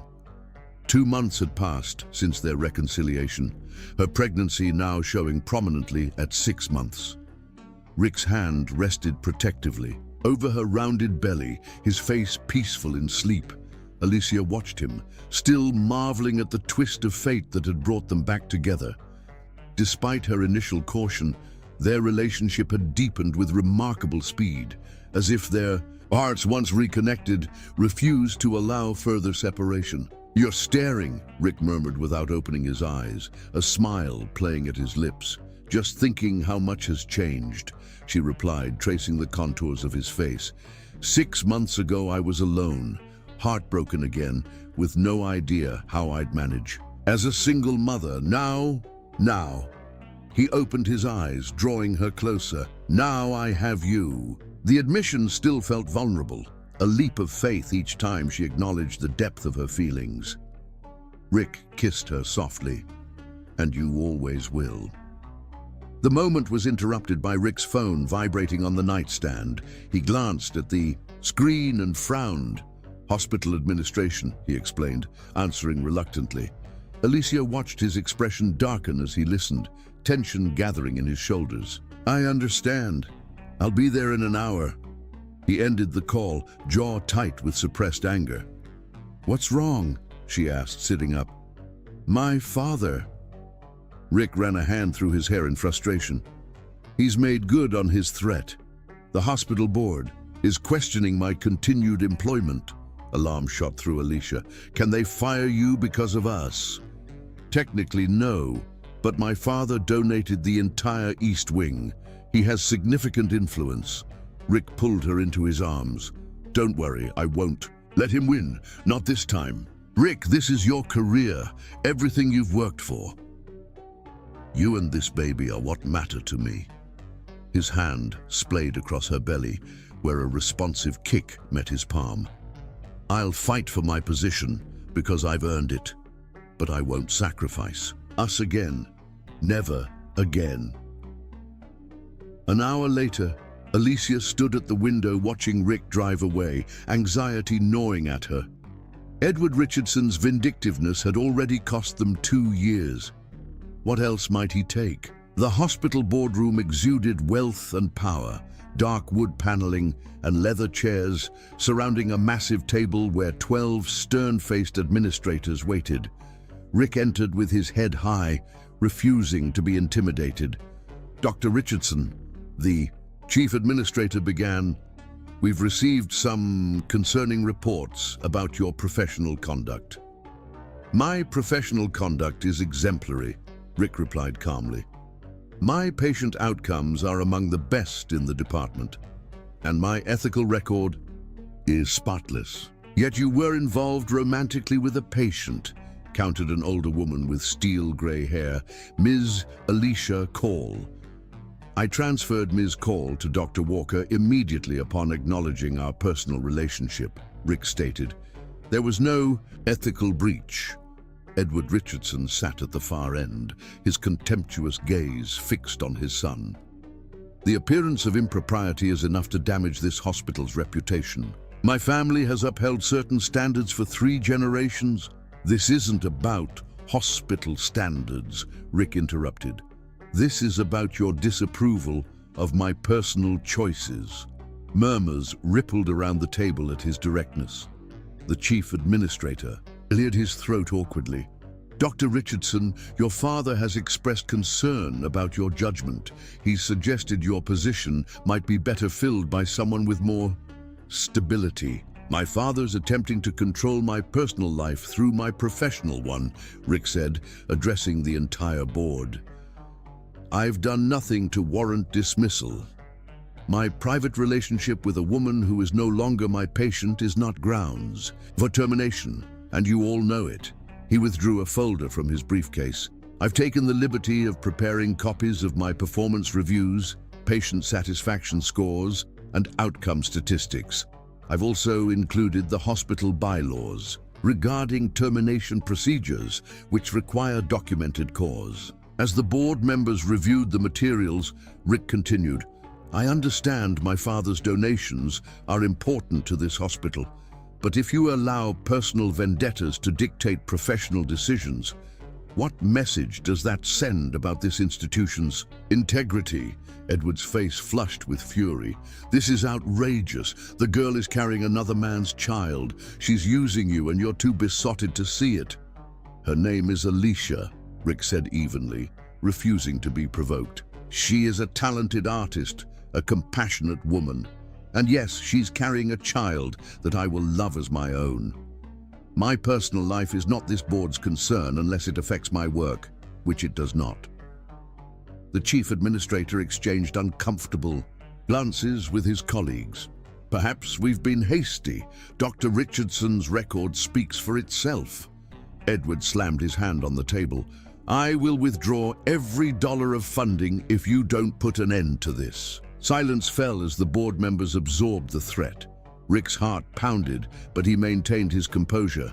"That's your prerogative, Father, just as it's mine to choose who I love." After a tense deliberation, the board voted 9-3 to retain Rick's position, citing his exemplary record and the lack of legitimate cause for dismissal. Edward stormed from the room, pausing only to deliver a final blow. "You're no longer my son," he hissed. "Don't expect another penny from this family. Your trust fund is revoked, effective immediately." Rick watched him go, a complex mixture of grief and relief washing through him. The price of freedom from his father's control was high, but nowhere near the cost of losing Alicia again. When Rick returned to his apartment, he found Alicia pacing anxiously, her face lighting with hope when she saw him. "What happened?" He wrapped her in his arms, breathing in the scent of her hair. "I still have my job. The board sided with me, and your father has disowned me, officially this time." Rick led her to the couch, sitting beside her with their hands intertwined. "He's cutting off my trust fund, removing me from the family will, the works." Alicia's eyes widened. "Rick, that's millions of dollars, your future security." I don't need his money. I have my skills, my education, my salary. He touched her cheek gently. Most importantly, I have you. Tears filled her eyes. I never wanted to come between you and your family. You didn't. My father's conditional love did that long ago. Rick kissed her softly. You've only ever asked me to be myself. Their moment of peace was interrupted by a sharp knock at the door. Rick opened it to find a face he hadn't seen in months. Leonard Green, looking both nervous and determined. I need to speak with Alicia, Leonard said without preamble. Rick's protective instincts flared. She doesn't want to see you. Let me decide that, Alicia said, coming to stand beside Rick. Her expression hardened, seeing the man who had abandoned her. What do you want, Leonard? Leonard shifted uncomfortably. Can we speak privately? Anything you have to say can be said in front of Rick. Leonard's eyes darted between them, recognition dawning. So this is why you wouldn't get rid of the baby? You already had a replacement lined up? Rick stepped forward, but Alicia placed a restraining hand on his arm. That's not what happened, and you know it. You left me when I needed you most. I made a mistake, Leonard admitted. I've had time to think. The baby, our baby, deserves both parents. This child stopped being our baby when you suggested I handle it, Alicia replied coldly. You made your choice. People change their minds, Leonard insisted. I'm willing to take responsibility now. We can try again, be a family. Rick remained silent, though tension radiated from him. This was Alicia's battle to fight, her decision to make. Despite his certainty in their love, a flicker of fear crept in. Would she consider giving her child a biological father? Alicia's hand sought Rick's, fingers intertwining in silent answer. My child already has a family, she said firmly. Rick has been there for every appointment, every midnight craving, every moment of fear and joy. He loves this baby already. Without reservation or condition, Leonard's expression hardened. You can't be serious. This guy, what does he bring to the table that I don't? Everything, Alicia said simply. Respect, unconditional love, the courage to choose what matters, most regardless of cost. You'll regret this, Leonard warned. When the romance fades and you're stuck with a man raising another man's child, that's enough, Rick interrupted, his voice dangerously calm. Alicia has made her decision. I suggest you respect it and leave. Leonard looked as if he might argue further, but something in Rick's expression made him reconsider. With a final, bitter glance at Alicia, he stalked out. When the door closed behind him, Alicia sagged against Rick, emotion overwhelming her. I can't believe he had the nerve to show up like that. Are you okay? Rick asked, guiding her to the couch. Better than okay. She looked up at him, eyes shining with certainty. Today, I watched you fight for us against your family. Then I got to fight for us too. Rick knelt before her, taking both her hands. There's something I've been wanting to ask you. After today, I can't wait any longer. Her breath caught as he reached into his pocket, withdrawing a small velvet box. Inside nestled a delicate ring with a single perfect diamond, surrounded by smaller sapphires. It's not from the Richardson fortune, he said with a small smile. Just what I could afford on a doctor's salary. But the love it represents is worth more than any inheritance. Rick, she whispered, tears gathering. Alicia Cole, I've loved you since that first day on campus when you ran into me with your portfolio. I lost you once through my own stupidity, and I've been given a miracle in finding you again. His voice roughened with emotion. I want to spend every day proving I deserve that miracle. Will you marry me? Let me be a father to your child, a partner in your life, a keeper of your heart. Time seemed suspended as Alicia cupped his face in her hands, the answer shining in her eyes before she spoke it aloud. Yes, she breathed. Yes to all of it. As Rick slipped the ring onto her finger and pulled her into a passionate kiss, Alicia felt the final pieces of her broken heart mend completely. They had weathered family rejection, professional threats, and the reappearance of the past, emerging stronger, more certain, their love tested and triumphant. That night, in the sanctuary of Rick's arms, Alicia dreamed not of what might have been, but of what would be. A future built on second chances and choices bravely made. A love story written not in straight lines, but in the beautiful, unexpected curves of redemption. Chapter 8. Labor of Love. "Are you sure about the lavender?" Alicia asked, rubbing her lower back as she surveyed the half-painted nursery. At 8 months pregnant, her movements had slowed, her belly prominent enough to make painting the far wall impossible. Rick stepped back to assess their work. Their soft lavender covered 2 walls, the others waiting for tomorrow's efforts. "I think it's perfect, soothing, gender-neutral, and it matches the mobile you made." The mobile hung from the ceiling, delicate paper butterflies and stars Alicia had crafted during quiet evenings, each piece infused with love for the child they awaited. The words still amazed her. What had begun as her solitary journey had transformed into a shared adventure. "1 month to go," she murmured, hand cradling her belly as the baby shifted restlessly. Rick set down his paintbrush and moved behind her, arms encircling her, hands joining hers in feeling the movements. "Eager to meet us, I think." The past 2 months had passed in a whirlwind. Rick had sold his loft, and they'd found a small house with a yard and enough room for Alicia's art studio. The wedding was planned for after the baby's birth. Simple, intimate, with only friends in attendance. Neither set of parents would be there. Rick's had maintained their rejection, and Alicia's grandmother had passed away years ago. "Hungry?" Rick asked, pressing a kiss to her temple. "Starving. Your child apparently needs pizza with pineapple. Immediately." Rick laughed. "My child has questionable taste in pizza toppings. I'll call for delivery." As he left to make the call, Alicia moved to the window, gazing at the deepening twilight. So much had changed so quickly. Sometimes she still woke in the night, momentarily disoriented, before the solid warmth of Rick beside her reoriented her to this new reality. The doorbell rang as she was washing paint from her hands. She heard Rick's voice mingling with another, familiar but unexpected. Curious, she made her way to the living room. Eleanor Richardson stood in the entryway, elegant in a cashmere sweater and pearls, her expression a mixture of discomfort and determination. Rick's stance was protective, guarded.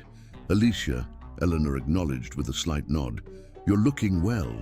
"Mrs. Richardson," Alicia replied carefully, "this is unexpected." "I came to speak with Richard." Eleanor's gaze traveled to Alicia's prominent belly, then away. "Privately, preferably. Anything you have to say to me can be said in front of Alicia," Rick stated, echoing Alicia's words to Leonard weeks earlier. Eleanor sighed. "Very well. Your father has had a heart attack." Rick's face paled. "When? How serious?" 2 days ago. Triple bypass surgery yesterday." Eleanor's composed facade cracked slightly. "He's stable, but it was close." "Why wasn't I informed immediately?" Rick demanded. "He forbade it," Eleanor admitted. "I'm here against his wishes, but you're his son, his only child. Whatever has happened between you, you should know." Rick ran a hand through his hair, conflict evident in his expression. Despite everything, Edward Richardson was his father. "Which hospital?" "Presbyterian. Room 412. Eleanor hesitated, then added, "He may not welcome your presence." "I understand." Rick's tone was neutral. "Thank you for telling me." Eleanor turned to leave, then paused, looking directly at Alicia for the first time. "You've won, you know. He's lost everything that mattered to him, his son, his health, his certainty." "This isn't about winning or losing, Mrs. Richardson," Alicia replied evenly. "It's about love, something your husband never seemed to understand. Flash of something, recognition perhaps, crossed Eleanor's features before she nodded once and departed. When the door closed behind her, Rick slumped onto the couch, face troubled. "Will you go see him?" Alicia asked, sitting beside him. "I don't know." He took her hand, fingers tracing her engagement ring. "Part of me wants to. Another part remembers every cruel word, every threat, every attempt to control my life." "He's still your father," Alicia said softly, "whatever his faults." Rick studied, her face wonderingly. "After everything he's done to keep us apart, you're encouraging me to see him." "I'm encouraging you to follow your heart." She squeezed his hand. Hatred and resentment only poison the one who carries them. "If seeing him would bring you peace, then go." Rick gathered her close, face buried in her hair. "What did I do to deserve you?" he murmured. "Most women would want me to cut all ties." "I'm not most women," Alicia reminded him with a small smile. "And I know what it's like to lose family. I wouldn't wish that emptiness on anyone, not even Edward Richardson." The hospital corridor stretched before Rick, each step toward room 412 heavier than the last. What would he say to the man who had tried to destroy his happiness? Who had cast him aside for choosing love over family obligation? Outside the door, he paused, gathering himself. Through the narrow window, he could see his father, diminished somehow, skin sallow against white sheets, tubes and monitors surrounding the once imposing figure. The sight stirred complicated emotions, lingering anger, yes, but also an unexpected surge of compassion. Edward's eyes were closed, but they opened as Rick entered the room. Recognition followed by shock, then a shuttering of expression into studied neutrality. "Mother told you?" Edward said, voice weaker than Rick had ever heard it. "Yes." Rick moved to the bedside, physician's eyes automatically assessing the monitors, the incision visible above the hospital gown. "Triple bypass. How's the pain?" "Manageable." Edward regarded him warily. "Why are you here?" "You're my father." The simple truth hung between them. Edward looked away. "I released you from that obligation when you chose her." "Love isn't an obligation," Rick replied quietly. "Not for Alicia, not for you. I'm here because I wanted to be, not because I had to be." Silence stretched between them, filled with the soft beeping of monitors and the weight of unspoken words. Finally, Edward spoke. Is the child well?" The unexpected inquiry caught Rick off guard. "Yes, both healthy. The baby's due in a month." Edward nodded once, a gesture so small, it might have been missed. "You'll be a father soon, then." "I already am, in every way that matters." Rick held his father's gaze. "This child may not have my DNA, but it has my heart, my name, my protection. Biology is the least of what makes a parent." Something shifted in Edward's expression, the faintest crack in the facade of disapproval. "You sound certain." "I am." Rick hesitated, then added, "We're getting married after the baby comes. Small ceremony, just friends." "Your mother will be disappointed to miss it." Edward's words carried an implication Rick couldn't quite interpret. "She's welcome to attend," Rick said carefully. "So are you, if you can accept my choices." Edward's gaze drifted to the window, where twilight had deepened into night. "When you were born," he said unexpectedly, "I held you and promised I'd give you everything my father never gave me. Security, connections, a clear path forward." His mouth twisted. "It never occurred to me that you might want something entirely different." The admission, perhaps loosened by medication or the brush with mortality, was the closest Edward Richardson had ever come to understanding. "All I've ever wanted," Rick said softly, "is the freedom to choose my own happiness, to love without conditions." Edward's eyes returned to his son's face, studying it as if seeing something new. "Your young lady," "Alicia," Rick corrected gently. "Alicia," Edward amended. "She makes you happy?" Completely.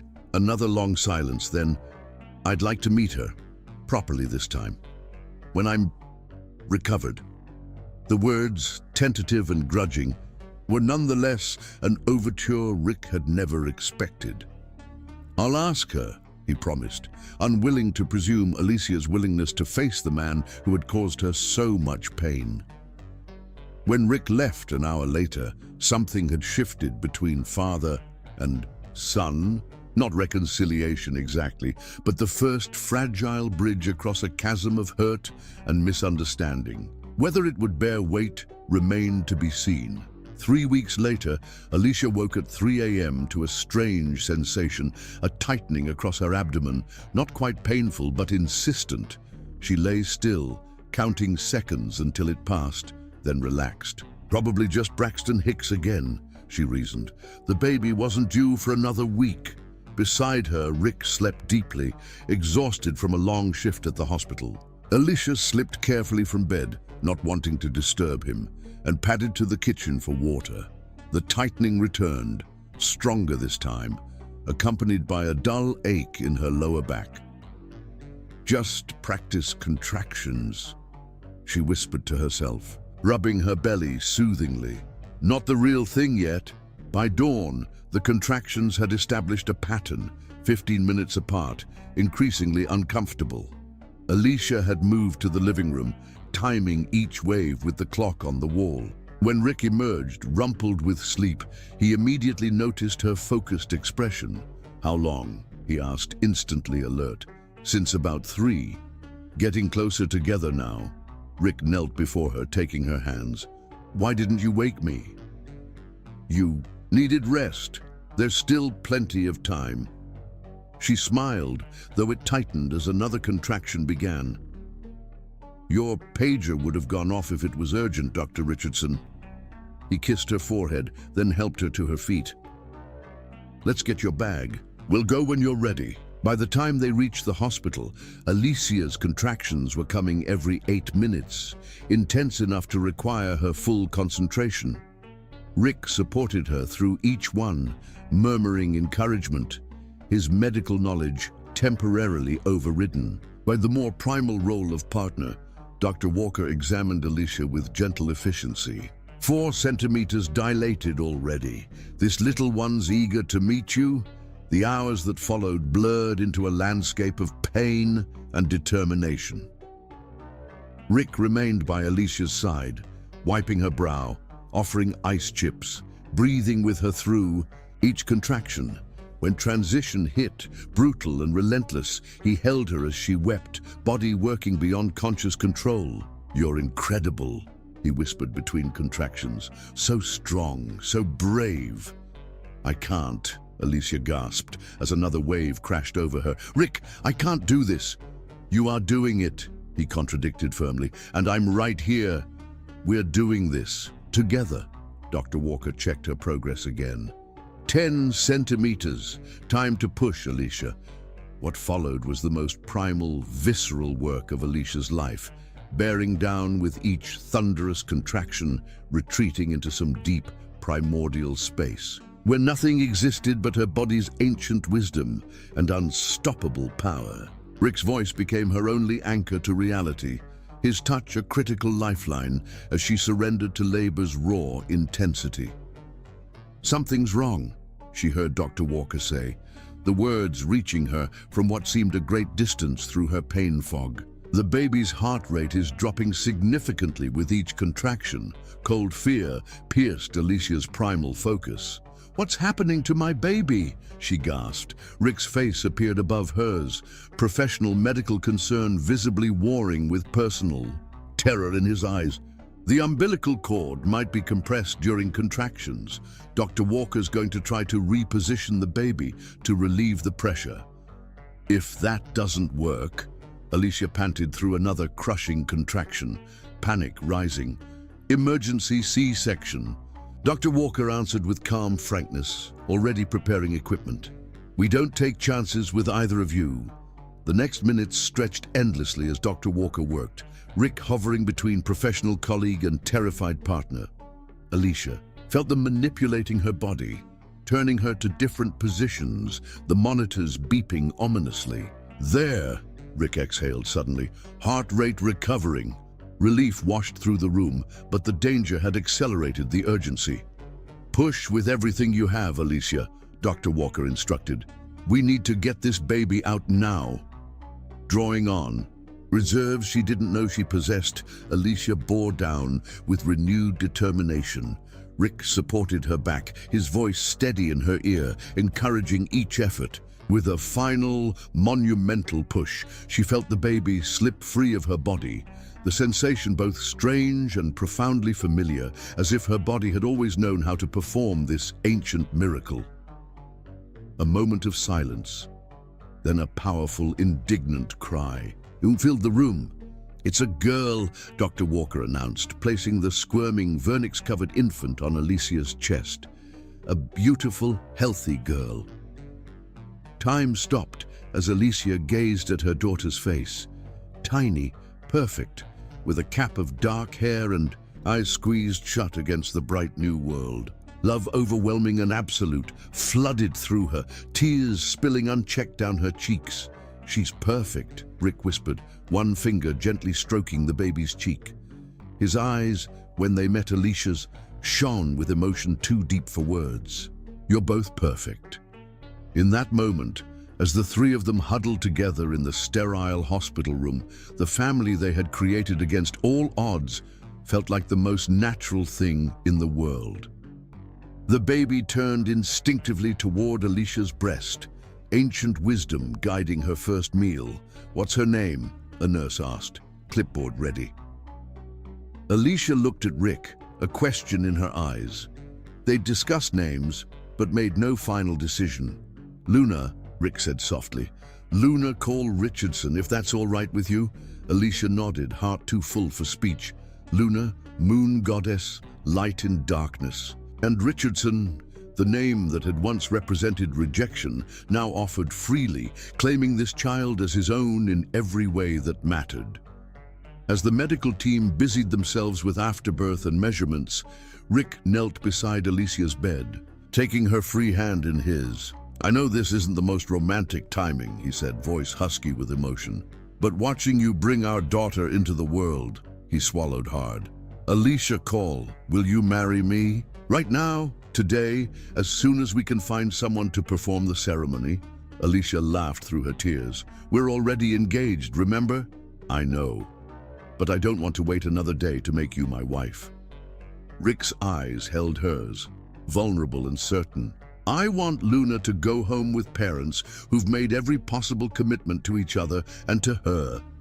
Exhausted, overwhelmed, and happier than she'd ever been, Alicia could only nod.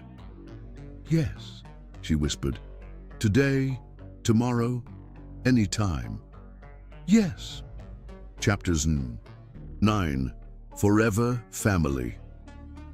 Morning sunlight streamed through the hospital window, painting golden stripes across the bed where Alicia cradled Luna against her chest. 6 hours old, the newborn slept peacefully, tiny fingers curled around her mother's thumb, dark lashes fanned against perfect cheeks.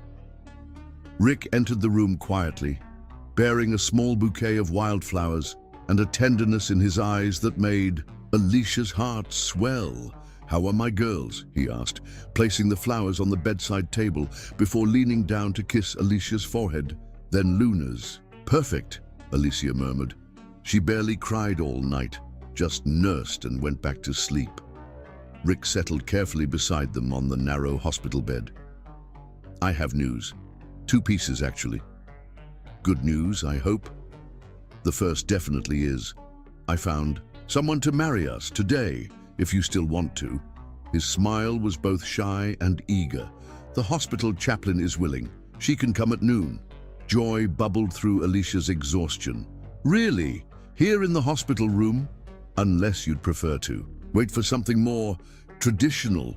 Rick's eyes searched hers, finding only happiness reflected back. "Nothing about us has ever been traditional," Alicia reminded him with a soft laugh. "A hospital room wedding feels perfectly appropriate." "That's settled then." Rick hesitated before continuing. "The second piece of news is My parents are here, in the waiting room. Surprise rendered Alicia momentarily speechless. Both of them. Your father too. Rick nodded. Mother called him when I texted her about Luna's birth. Apparently he insisted on coming, though he's barely been released from the hospital himself. What do they want? Alicia asked, instinctively drawing Luna closer. To meet their granddaughter. Rick's tone remained neutral, though the tension in his shoulders betrayed his own mixed feelings. And to attend the wedding, if we'll allow it. Alicia looked down at Luna, considering. This innocent child deserved every possible love, every connection that might enrich her life. Could she deny her a relationship with her grandparents because of past hurts? Do you think they've changed? She asked finally. Or is this just temporary sentiment that will fade? I don't know, Rick admitted. My father's heart attack seems to have shifted something in him. Whether it lasts, he shrugged. I've told them our conditions. No criticism, no attempts to control our lives, full acceptance of you as my wife and Luna as our daughter. And they agreed. Father didn't exactly promise, but he didn't object either. Rick's mouth quirked in a half smile. For him, that's practically enthusiastic approval. Alicia considered the olive branch being extended, weighing years of pain against the possibility of healing. Finally, she nodded. They can come in, and if they genuinely want to witness our wedding, I won't object. Rick's relief was palpable. Thank you, he said softly. Not for them, but for Luna. And for me. The Richardsons entered the room with uncharacteristic hesitancy, Eleanor elegant, despite the early hour, Edward moving with the careful steps of recent surgery. Their eyes went immediately to the bundle in Alicia's arms. Richard told us her name is Luna, Eleanor said, breaking the awkward silence. She's beautiful. Would you like to hold her? Alicia offered, surprising herself with the gesture. Eleanor approached cautiously, as if afraid of rejection. When Alicia transferred Luna into her arms, the older woman's composure briefly faltered, eyes suspiciously bright as she gazed at her granddaughter. She has your coloring, Eleanor said to Alicia, then glanced at her son. But something in the shape of her face reminds me of Richard as a baby. Edward remained at a slight distance, watching. May I? He asked gruffly, extending his arms with unexpected vulnerability. Eleanor transferred the baby to her husband's hold, guiding his arms into proper position. Edward Richardson, imperious, commanding, accustomed to bending others to his will, stood transfixed by 7 pounds of newborn perfection. Hello, little one, he murmured, voice gentler than Alicia had imagined possible. Welcome to the world, Luna yawned, stretching like a tiny starfish in her grandfather's arms, oblivious to the complex emotions surrounding her birth. Edward looked up, meeting first his son's eyes, then Alicia's. Thank you, he said simply. The words contained volumes, acknowledgement of past wrongs, tentative hope for reconciliation, gratitude for this moment of grace. We're getting married at noon, Rick told them. Here in the room, nothing fancy, just vows and whatever paperwork. Makes it legal. We'd be honored to witness, Eleanor replied quickly before her husband could speak. If you truly want us here, Alicia looked at Rick, finding her own cautious hope mirrored in his expression. Family should be together for important moments, she said. Luna deserves to have her grandparents at her parents' wedding. Edward cleared his throat, clearly struggling with unaccustomed emotion. I have something for you, for Luna. He carefully returned the baby to Alicia's arms, then withdrew a small velvet box from his pocket. This was my grandmother's family. Tradition says it goes to the first granddaughter. Inside nestled a delicate gold locket, antique filigree surrounding a small diamond. It's lovely, Alicia said sincerely, touched by the gesture and its implicit acceptance. Too small for her now, of course, Edward acknowledged. but someday. The moment marked a turning point, not forgiveness exactly, but the first tentative step toward reconciliation, with Luna as the bridge between past hurts and future possibilities. By noon, the hospital room had transformed. Nurses had brought in flowers from the gift shop, arranged chairs for the small gathering, even found a white blanket to wrap Luna in for the occasion. Alicia wore a simple blue dress Eleanor had purchased from the boutique across from the hospital, her hair arranged with fresh flowers by a nursing assistant with unexpected styling skills. The chaplain, a kind-faced woman in her 50s, positioned Rick and Alicia facing each other beside the hospital bed, with Luna nestled in a bassinet between them. The Richardsons sat quietly in the corner, Edward still moving gingerly from his surgery, but determined to witness the ceremony. "We gather in unusual circumstances," the chaplain began with a warm smile, "to celebrate love in its most beautiful forms. The love between partners choosing to join their lives, and the love for a child who has just entered this world." Alicia gazed up at Rick, finding in his eyes every promise she'd ever needed. How strange and wonderful that their journey had led here, from college sweethearts to heartbroken strangers to partners reunited by fate's unexpected kindness. "Richard and Alicia have written their own vows," the chaplain continued. "Richard, whenever you're ready." Chapter 10. Full circle. 6 months passed in a beautiful blur of midnight feedings, first smiles, and the gentle rhythm of a family finding its footing. The small house Rick and Alicia had purchased filled with Luna's laughter, her personality emerging more distinctly each day. Stubborn like her mother, observant like her father, with a joy that was entirely her own. On a perfect spring morning, Alicia stood in their garden, watching Rick push Luna in the infant swing they'd hung from the old oak tree. Her daughter's delighted giggles floated through the air, mingling with birdsong and the scent of newly blooming flowers. "Hiya, Daddy," Luna demanded, though her limited vocabulary made it sound more like "Hi-ya." Rick obliged, his face alight with the special joy reserved for fathers. Completely besotted with their daughters. "Just a little higher, princess," he cooed, his hands never leaving the swing's safety harness. Alicia's heart swelled watching them together. In the months since Luna's birth, Rick had proven himself the father every child deserved. Patient during sleepless nights, eager during developmental milestones, protective always. Not once had he shown any hesitation in claiming Luna as his own, making her Alicia's family name merely a middle name on Luna's birth certificate, with Richardson proudly in place as her legal surname. "What are you thinking about?" Rick asked, catching her expression as he slowed Luna's swing. "You have that look again." "What look?"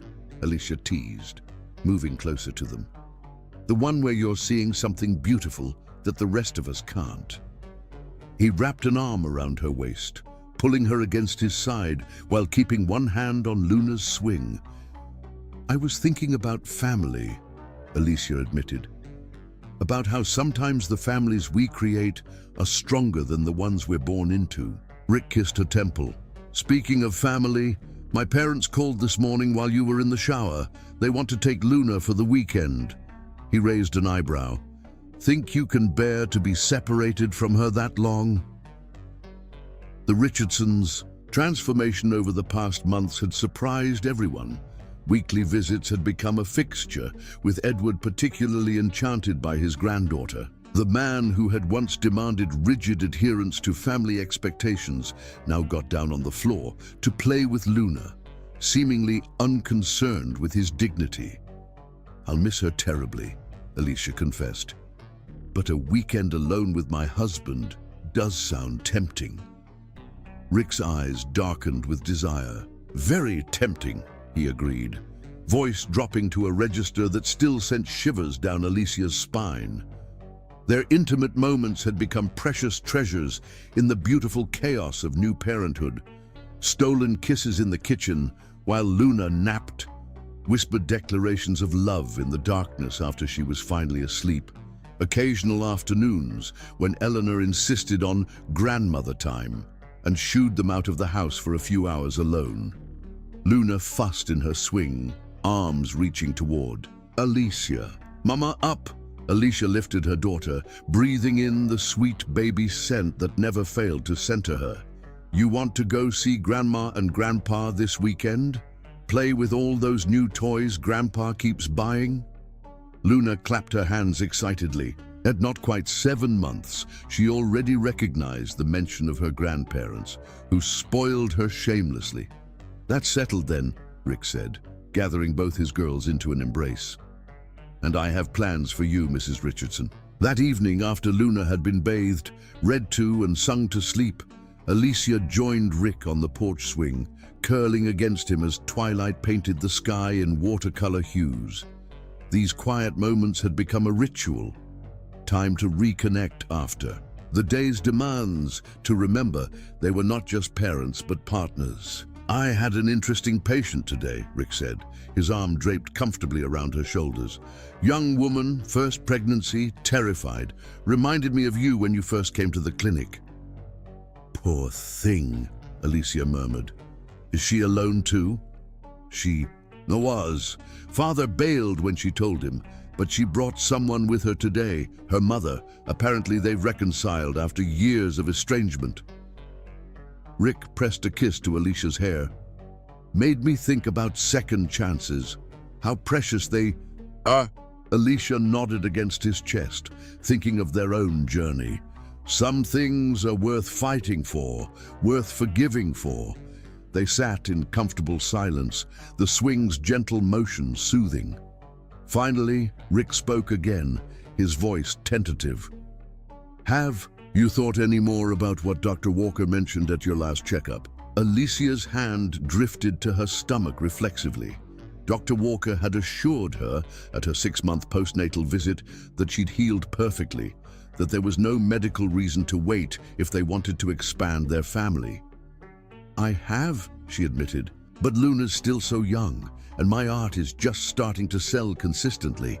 The timing feels complicated," Rick supplied when she hesitated.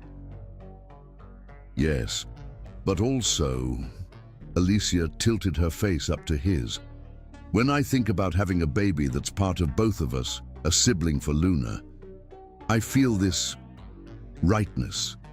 Rick's eyes softened with emotion. "I feel it too, but there's no rush, love. We have a time, do we?" Alicia asked quietly. "Life has taught me how quickly everything can change, how precious each moment is." Rick contemplated her words, his expression thoughtful. "What are you saying exactly?" "I'm saying maybe we shouldn't wait too long. Maybe we should let life surprise us." She reached up to touch his face, the stubble on his jaw rough against her palm. "I stopped taking birth control last month. I was going to tell you this weekend." Joy blazed across Rick's features. "Really? You're sure?" "I'm sure I want a family with you, the one we already have, and whoever else might join us." Alicia smiled up at him. "Luna deserves siblings to love, to fight with, to grow alongside." Rick captured her lips in a kiss that told her exactly how he felt about her decision. Tender, yet passionate, deepening as she melted against him. When they finally parted, both breathless, his eyes shone with emotion. "Have I told you today how much I love you?" he whispered. "You have, but I never tire of hearing it. I love you, Alicia Richardson, beyond reason, beyond measure." The weekend at the elder Richardson's estate passed in a flurry of pampering and passion. Rick had booked the honeymoon suite at a historic hotel downtown, surprising Alicia with couples massages, room service, and uninterrupted hours to rediscover each other without listening for a baby monitor. Sunday evening found them driving to collect Luna, both eager to see their daughter despite thoroughly enjoying their time alone. "I miss her little face," Alicia confessed as they turned up the long driveway to the Richardson estate. her little hands grabbing at everything. Her laugh, Rick added. Nothing in the world sounds better. Eleanor greeted them at the door, elegantly dressed as always, but with a softness about her that parenthood had revealed. She's in the sunroom with Edward. Just had her dinner. They followed her through the mansion that had once represented everything forbidding about Rick's family, but now held new associations, holiday dinners, Luna's first Christmas, tentative but growing connections. In the sunroom, an extraordinary sight awaited them. Edward Richardson, former titan of industry and arbiter of family destiny, sat on a blanket spread across the floor, making silly faces at Luna, who giggled uncontrollably from her baby seat. "Who's the prettiest girl in the world?" he cooed in, a voice no business associate would recognize. "Who's going to run the whole company someday? Starting her early on the family business, father?" Rick asked with gentle humor. Edward looked up, not the least embarrassed at being caught in such an undignified position. "She has the Richardson instinct for leadership," he declared proudly. "Watch how she already directs everyone's attention." As if to prove his point, Luna spotted her parents and gave a squeal of delight, arms reaching toward them insistently. Rick scooped her up, covering her face with kisses until she giggled and patted his cheeks. "Did you have a good time with Grandma and Grandpa?" Alicia asked, accepting her own enthusiastic hug. "She was an angel," Eleanor assured them. "Edward hardly put her down the entire weekend."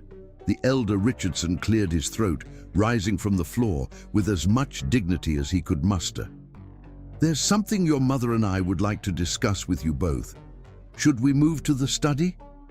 Alicia and Rick exchanged curious glances, following Edward and Eleanor to the imposing room where, over 2 years ago, Rick had been issued the ultimatum that temporarily ended his relationship with Alicia.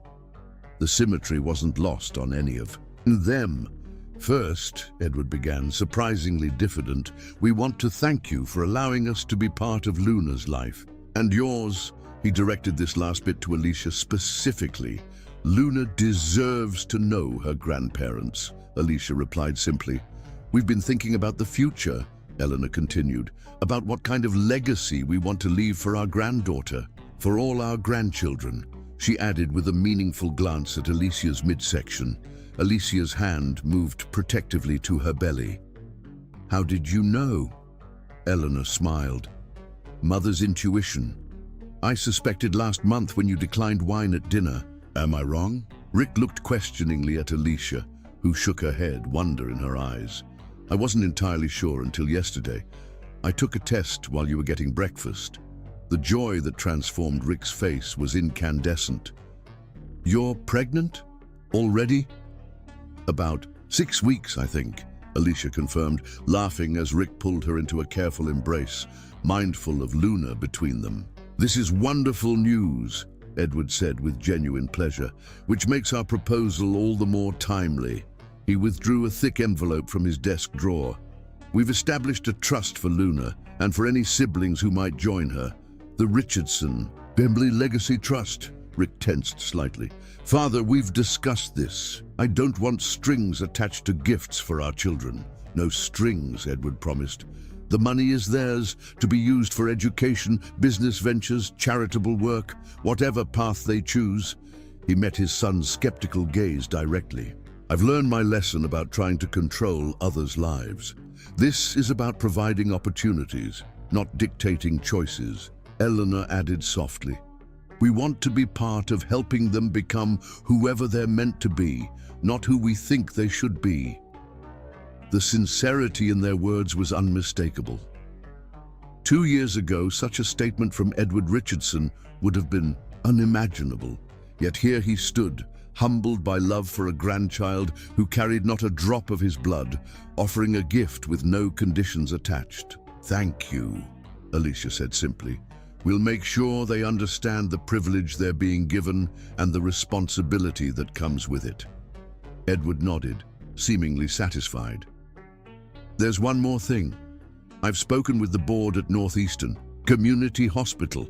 They're establishing a new prenatal care program for underserved women, comprehensive services regardless of ability to pay.